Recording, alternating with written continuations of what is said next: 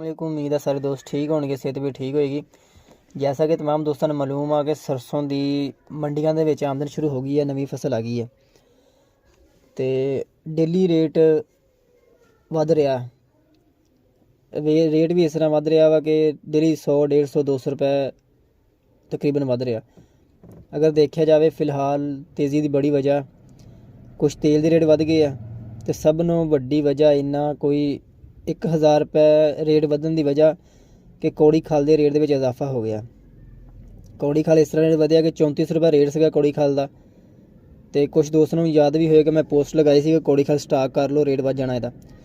लिहाजा कई दोस्तों ने शायद लै ली भी हो, कई नहीं भी ली होनी, लेकिन वो कौड़ी खाल का रेट अज 44-43 रुपए बन गया वा, यानी कि पैसे कौड़ी खाल च पै गए, जिसकी वजह तो ज़्यादातर सरों के रेट के इजाफा देखा गया वा।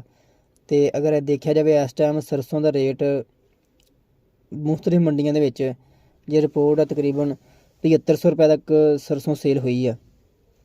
जिस तरह की सरों उस तरह का रेट है।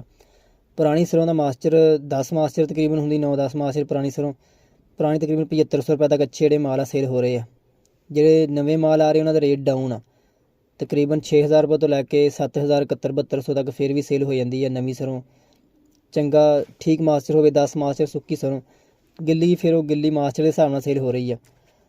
अगर देखा जाए सब नों वड्डी वजह यह बनी कि कौड़ी खाल का रेट कुछ बन गया, कुछ तेल का रेट वध गया, तो कुछ स्टाकिया भी मार्केट के इंटर होया वा, लै रहा वा कि ऐतकी क्योंकि फसल घट आ।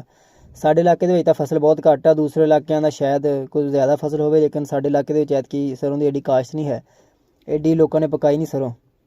तो पुरानी सरों भी मार्केट के बहुत ज़्यादा देखी गई है।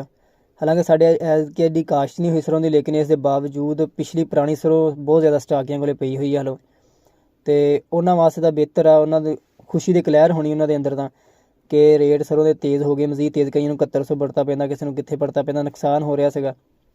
एक बहुत ज़्यादा रकम उड़ रही सी, ना नुकसान हो रहा है। लेकिन फिलहाल वो भी ठीक रह जाएंगे क्योंकि मार्केट तेज़ हो गई, कई 71-7200 बढ़ता पैंदा, 75-7600 बन गया मार्केट।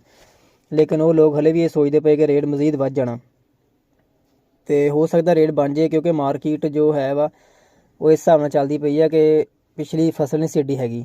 तो इस वजह तो स्टाकिया कुछ पै गया, कुछ रेट तेज़ हो गए तेल के, कुछ कौड़ी खाल के रेट वधन के नाल मार्केट के सरसों तेज़ी है। फिलहाल नवी सरसों जी है वो फसल जी कटाई हो रही है, एडी फसल भी नहीं आ रही मंडियों में, जिनस भी नहीं आ रही सरसों। लेकिन फिलहाल जो मार्केट देखी गई है तेज़ देखी गई है, डेली की रूटीन से 100-150 रुपए तेज़ी आ रही है।